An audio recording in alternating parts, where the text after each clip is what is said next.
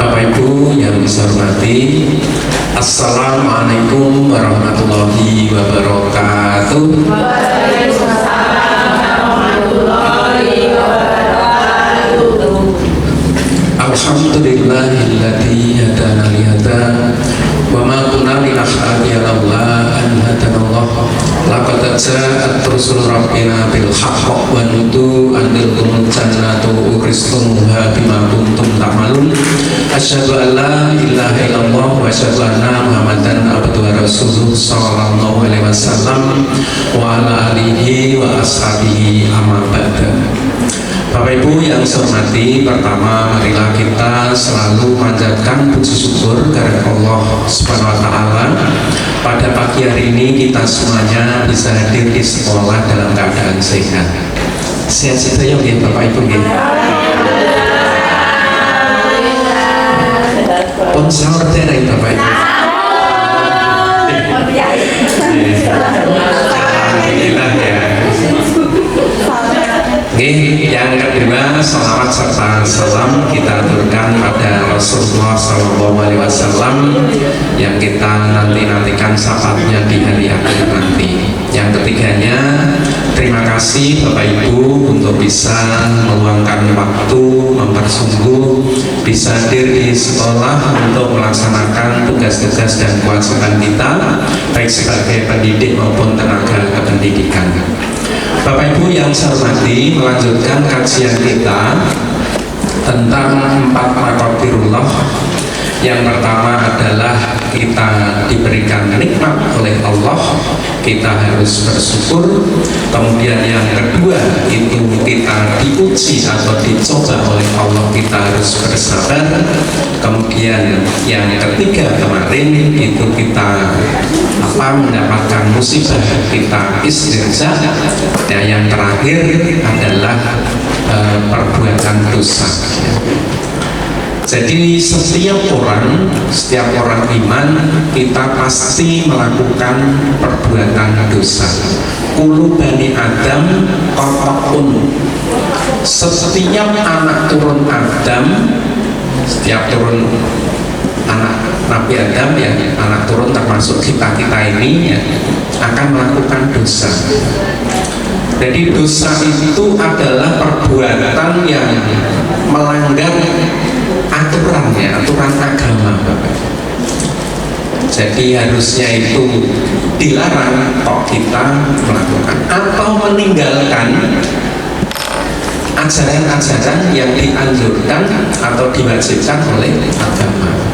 Wa aqimus shalah wa atuz zakat. Kita suruh mendirikan sholat, menunaikan zakat. Kok kita tidak zakat, berarti ya kita melakukan dosa. Kita dianjurkan untuk jujur, tidak boleh berbohong. Kok kita melakukan berbohong, berarti itu dosa. Nah, dosa-dosa itu ya ada tingkatannya Bapak Ibu, artinya ya ada dosa-dosa kecil, dosa-dosa sedang, atau juga dosa-dosa besar. Nah, utamanya Bapak Ibu, kita untuk bisa menghindari perbuatan-perbuatan dosa itu, utamanya adalah dosa-dosa besar, kita jauhkan dari itu. Apa saja? Antara lain yaitu perbuatan syirik. Perbuatan syirik, menyekutukan Allah, itu dosa nomor 1 ya. Mengapa syirik itu termasuk dosa besar? Karena tidak diampuni oleh Allah. Kalau orang tersebut tidak tobat dan meninggalkan perbuatan syiriknya, tidak akan diampuni ya, kecuali melakukan tobat dan meninggalkan perbuatan syirik. Karena syirik itu merontokkan ya, jadi menghancurkan amalan kita ya. Ini bahayanya syirik.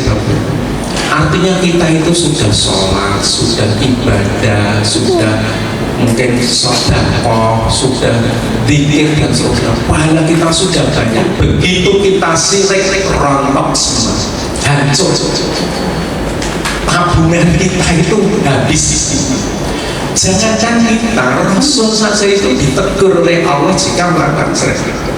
lain asrokta layah batona amaluka wala takunana minal khosirin. Jadi Muhammad, jika kamu melakukan perbuatan syirik, niscaya leburlah amalmu dan termasuk orang-orang yang merugi. Apalagi kita, maka ya jangan sampai ya, kita melakukan perbuatan syirik yang menduakan Allah, ya, menyembah selain Allah. Nah ini juga harus kita hindari sebesar-besarnya.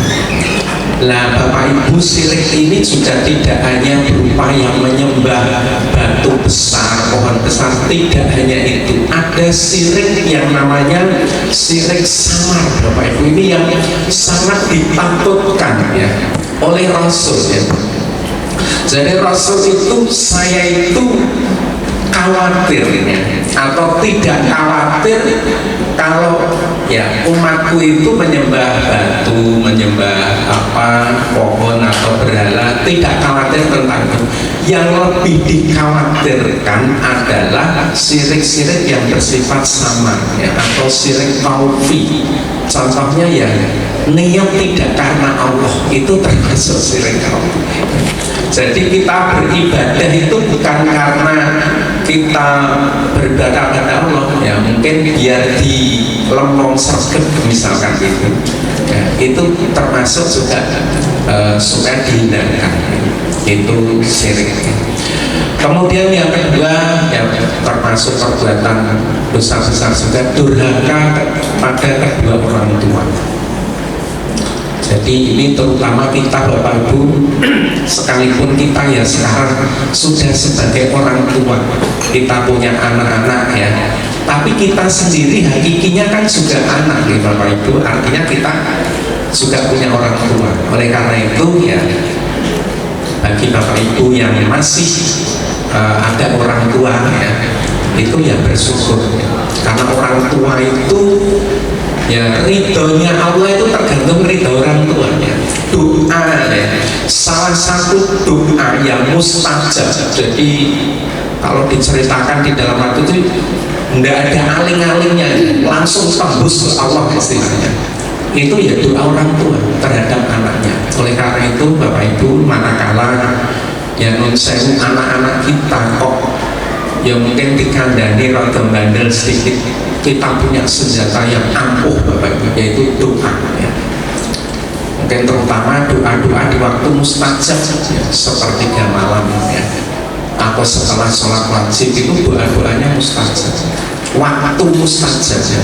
Lebih-lebih waktu dan tempat mustajab ya. Bapak Ibu yang sudah haji atau umroh ya, tempat mustajab yang ada di Makkah dan Madinah sana ya. Waktunya mustajab, tempatnya mustajab ya. Nah kalau mungkin yang belum berkesempatan ya setidak-tidaknya ya di waktu-waktu mustajab ya. Maka anak itu kalau apa ya durhaka sama orang tua, kalau balasan ya kita melakukan dosa, itu rata-rata itu ditunda balasannya mungkin besok di hari akhir. Tapi kalau durhaka sama orang tua itu langsung selesai. Jadi hukumannya itu langsung. Banyak kisah. Jadi ada itu kejadian nyata ya, di Jawa Timur. Itu ada anak ya, anak yang bandel gitu ya, minta dia belikan sepeda motor, orang tuanya ya enggak begitu punya ya. Itu sampai diancam orang tuanya mau dibunuh. Anak dikejar ya. Begitu kerja ya sudah tua akhirnya jatuh ya. Jatuh begitu gini orang tuanya langsung bilang kamu, bahasa Jawanya picet gitu ya, jadi mata buta gitu ya, paru buta gitu. Itu langsung seketika buta. Nah, itu balasannya orang tua. Ini termasuk dosa yang besar. Maka bagi kita, anak-anak kita yang monggo untuk terutama yang masih orang tuanya masih sugeng, kesempatan untuk berbakti dan pintu surga terbuka ya. Termasuk dosa-dosa besar yang lainnya ya termasuk membunuh, kemudian berzina ya, itu juga termasuk dosa-dosa besar ya. wala taqrabuz zina, artinya dekat-dekat saja tidak boleh ya. Nah, dosa-dosa itu yang kita hindari ya, berupaya maksimal mungkin ya. Bapak Ibu yang saya hormati, bagaimana kalau kita melakukan dosa ya? Karena kita itu sudah dikodar pasti akan melakukan dosa. Sebagai orang iman, kalau kita melakukan dosa yaitu kita bertobat. Kita harus bertobat. Tobatan nasuha, betul-betul tobat yang sesungguhnya. Jangan istilahnya kapok lombok ya, artinya nanti akan diulangi lagi ya. Nah, dalam tobat ini Bapak Ibu setidak-tidaknya ada 4 hal yang harus kita lakukan. Yang pertama adalah mengakui kesalahan ya. Mengakui kesalahan. Contoh misalkan ya kita karena sibuk atau sesuatu akhirnya lupa sholat misalkan ya. Nah, berarti kesalahannya meninggalkan sholatnya. Ya misalkan kita minta ampun sama Allah ya, ya Allah saya salah meninggalkan sholat. Atau mungkin kita mensewu kadang kita ngerasani temannya ya, Mbak Yu, aku salah karo kowe misal. Itu berarti mengakui kesalahan. Yang pertama mengakui kesalahan. Yang kedua itu tidak mengulangi lagi. Tidak mengulangi lagi ya. Aku kemarin ngerasani kowe ya. Tidak akan saya ulangi lagi. Atau kalau dengan Allah ya, ya Allah saya meninggalkan sholat salah, saya tidak akan mengulangi. Merasa kapok atau getun ya istilahnya, kapok getun tidak mengulangi lagi. Kemudian yang ketiga ya berdoa ya, mohon ampun ya. Jadi kalau dengan sesama ya minta maaf ya, diapura ya Mas, Mbak atau Bapak, Ibu ya. Yang keempat yaitu melaksanakan kafarah ya, atau pengganti. Jadi karena kita setelah melakukan kesalahan ya, setelah kita mengakui kesalahan kemudian merasa kapok getun tidak mengulangi lagi, kemudian kita mohon ampun berdoa, kemudian kafarah itu kita melakukan perbuatan baik untuk menggantikan perbuatan yang salah tadi. Contoh misalkan, wah kemarin saya dosa, sekarang saya mau mencari pahala, saya akan sedekah pada orang fakir miskin ya. Setiap orang saya kasih 10.000 misalkan. Atau mungkin wah saya akan meningkatkan amalan saya lagi ya. Saya akan sholat sunnah misalkan, atau puasa sunnah ya. Nah ini kata, karena apa Bapak Ibu? Perbuatan baik itu akan menutupi perbuatan jelek. Jadi kebaikan-kebaikan kita ini akan bisa menutupi perbuatan-perbuatan jelek kita. Karena setiap kita melakukan salah, hati kita itu di titik satu, nokta satu titik ya. Salah lagi, titik lagi, salah lagi, titik lagi. Tapi begitu kita tobat, titik akan dihapus, kita dihapus. Kalau kita tidak tobat, berarti nanti semakin banyak. Kalau sampai hati kita penuh dengan noda hitam, itu lama-lama jadi keras Bapak Ibu. Kalau hati kita keras itu sulit untuk menerima ya nasihat, sulit, hati kita itu jadi tidak peka ya. Tapi begitu noda-noda itu dihapus ya, kita bertobat akan bersih kembali. Dan ini waktunya sangat tepat Bapak Ibu.